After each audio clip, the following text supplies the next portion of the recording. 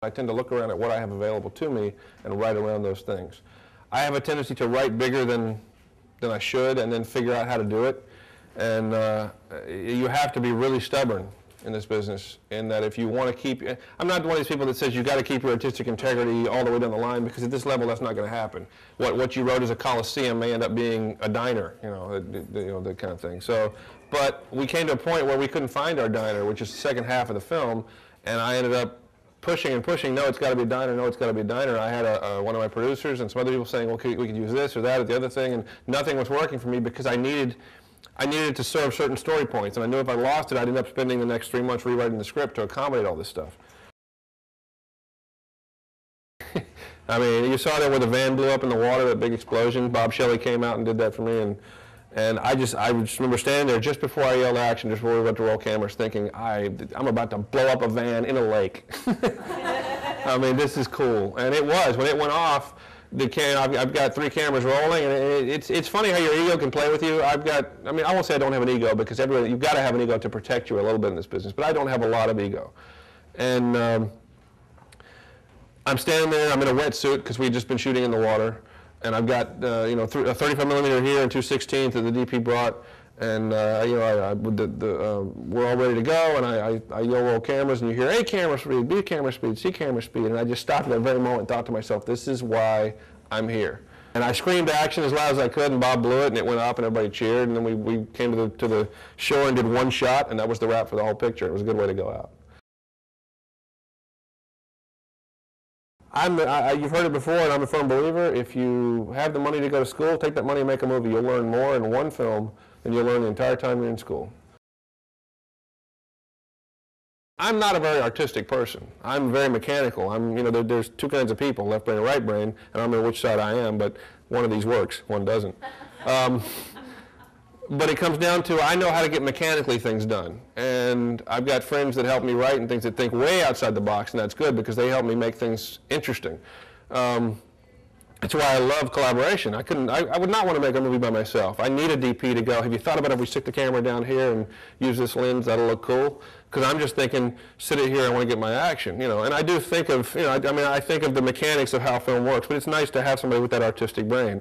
And where production design is concerned, I don't know if I'm getting off on a tangent here, but artistically, that's the most important person on the set besides your actors. Because if the environment they're running around in isn't convincing, mind you, can get away with it if you keep things tight.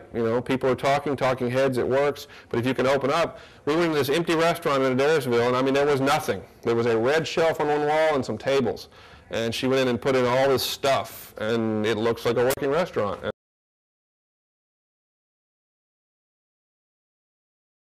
But I was determined to work with this man because he influenced me as an effects artist when I was younger.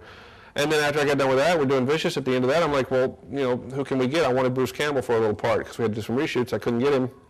And that's a funny story I'll tell if I got time. But so I went to Bill Moseley because he had done Texas Chainsaw 2, and I'm a big fan. And Bill, we flew him out we just there one day. We had a ball. And also you'll meet people on sets. Like I was on a set in Alabama for a show called Keeper of Souls that came out a couple years ago on video. And I met a guy named Marco St. John who was from Thelma and Louise, and we hit it off, and we just kept talking over the years. And so he came in and did a part of Vicious for me for a day. And but I'll go over to the Walk of Fame and walk up to an actor's table and say, do you want to work? And give them my card. And sometimes they'll call you back, sometimes they won't. A lot of ego in this business, and especially if you go to LA. Everybody's got an ego, and that's. You get off a plane, there's egos hitting you in the wind. It's like, but, and as I've said before, an ego is not a terrible thing either, because I used to tell people I have no ego, and then I realized that I was getting my ego hurt at times when I would show my film to somebody that I wanted to like it, and they'd be kind of, and then I got my feelings hurt, so I started putting up the ego and started to let it be a little barrier. You need that barrier to keep your artistic side safe. My favorite quote, hands down, in all the years I've been doing this, David Twohy, who directed Pitch Black, he said in an interview in Fango, he said, I just want you to realize when you see this film that we didn't have a lot of money to do this with. We only had $25 million.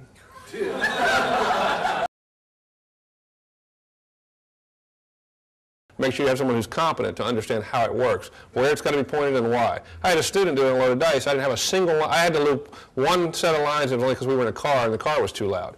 I had a student who was competent, and I gave him to him. I told him how the mic works, what the direction is of the, what he's hearing, and make sure where it is. And I monitored everything, so I knew if I wasn't hearing a line, I'd go in for a close-up and get just that line.